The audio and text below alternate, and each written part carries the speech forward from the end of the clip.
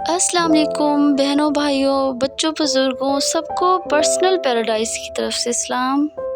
ये सुबह फजर की नमाज का टाइम है और मौसम इंतहाई खूबसूरत था। बहुत प्यारी हवाएं चल रही थी लेकिन दिल बहुत उदास था क्योंकि मेरी बहन जो कि मुझसे बहुत महीनों बाद मिलने आई थी और अम्मी दोनों ही मुल्तान जा रही थी वापस। तो इस दफ़ा के लिए आज उनका ये आखिरी नाश्ता था। इंशाल्लाह फिर भी मिलेंगे, इंशाल्लाह अल्लाह करे सब खुशियों से मिलें जब भी मिला करें, आमीन। नाश्ता करते ही फ़ौरन उन्होंने अपनी तैयारी की और जाने लगे। मेरे हस्बैंड ने बच्चों को प्यार किया क्योंकि उन्होंने ऑफ़िस जाना था तो वो साथ नहीं जा सकते थे बस स्टेशन तक, तो फिर मैं ही गई। गर्मियों में तो ऐसे मौसम का इंतज़ार होता है लेकिन आज जब ऐसा मौसम था भी तो मेरा दिल बहुत उदास था। मैं उनसे बार बार मिन्नतें कर रही थी कि प्लीज़ 1-2 दिन और रुक जाएं, लेकिन वो फिर भी कह रहे थे कि नहीं, हम 1-2 दिन करते करते 3-4 दिन यहाँ रह लिए तो बस अब हमें जाना तो है, आज नहीं तो कल जाना ही है। पर इस दिल को कौन समझाए और इनको कौन बताए कि मैं इनको कितना मिस करती हूँ। कभी सोचा भी नहीं था कि हम बहनें इतनी दूर हो जाएंगी और इतना इतना अरसा इनको देखने के लिए आंखें भी तरस रही होंगी।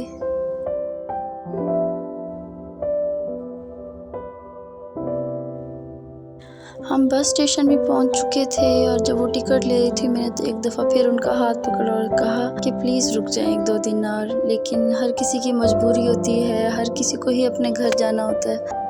लड़कियों को ऐसे गुड बाइज़ कितनी ही दफ़ा ज़िंदगी में फ़ेस करने होते हैं जो कि बहुत ही ज़्यादा मुश्किल होते हैं। दिल के मौसम की तरह बाहर का मौसम भी बहुत ही ख़राब हो रहा था और एकदम बरसने के लिए तैयार था।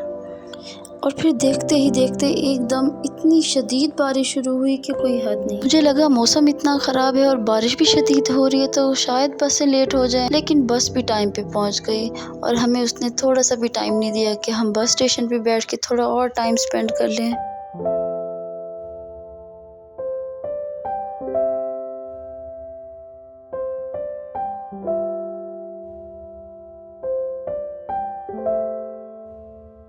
और जैसे ही बस आई तो सब रवानगी के लिए तैयार हो गए और मेरा दिल ऐसे रो रहा था अंदर से जैसे बारिश बरस रही थी बाहर। और फिर वो टाइम भी आ गया जब बस वालों ने अनाउंसमेंट कर दी कि बस चलने के लिए तैयार है और सब जल्दी जल्दी बस में बैठने लगे। कोई खुश था तो कोई बहुत उदास मेरी तरह। सब एक दूसरे के गले लग रहे थे, मिल रहे थे, प्यार कर रहे थे कि क्योंकि फिर पता नहीं कब मिलेंगे। मेरे बच्चों को तो लगा था कि शायद वो भी मुल्तान सबके साथ ही जा रहे हैं, लेकिन उनको तो फिर बाद में पता चला कि हम लोग तो नहीं जा रहे। जिसके बाद वो बहुत उदास हुए, पूरा रास्ता रोते रहे, तंग करते रहे कि हम क्यों नहीं गए मुल्तान, हम अम्मी जान के साथ क्यों नहीं गए। और मेरा दिल इतना उदास था कि मुझे कुछ भी अच्छा नहीं लग रहा था। लाहौर भी अच्छा नहीं लग रहा था, लाहौर का मौसम भी अच्छा नहीं लग रहा था। मेरा आज का व्लॉग उन सब के लिए है जो अपनी बहन भाइयों से, अपने अम्मी अब्बू से दूर हैं। और अगर आप मेरे चैनल पर नए हैं तो मेरे चैनल को सब्सक्राइब कर दें, मेरे वीडियो को लाइक एंड शेयर कर दें।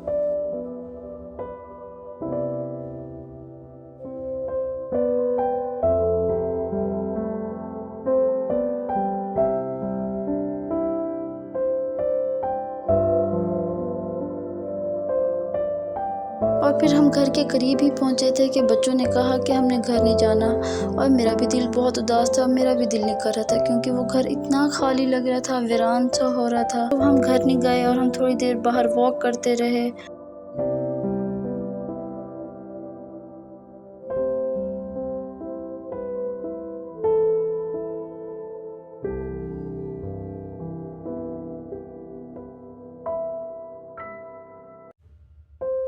और मौसम अभी भी काफ़ी ख़राब हो रहा था कि ऐसे लगता था कि अभी और बारिश होगी शदीद वाली। तो बस फिर हमने घर की राह ली और घर पहुंच गए।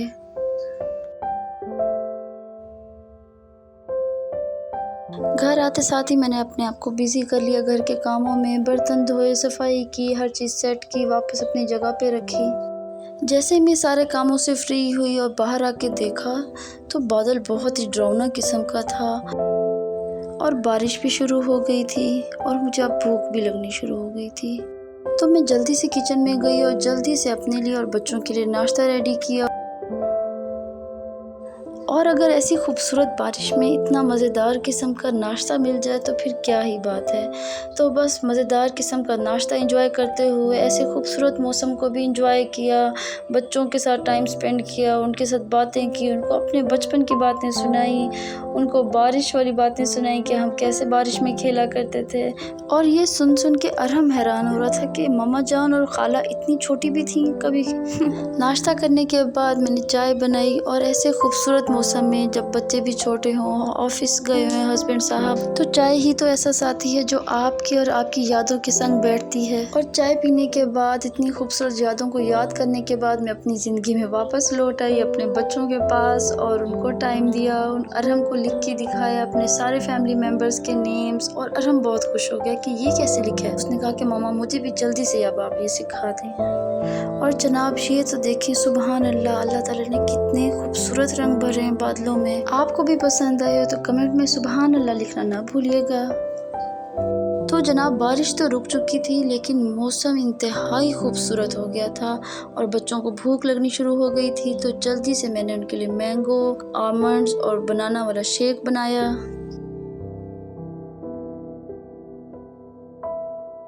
بچوں کی تھوڑی سی خدمت کرنے کے بعد میں نے جلدی سے وضو کیا اور نماز پڑھنے کی تیاری کی، لیکن محمد احمد کا اسٹل موڈ خراب تھا کہ آخر عبداللہ اور ولی اللہ کیوں چلے گئے ہیں، امی جان کیوں چلی گئی ہیں، اور ہمیں ساتھ کیوں نہیں لے کے گئیں۔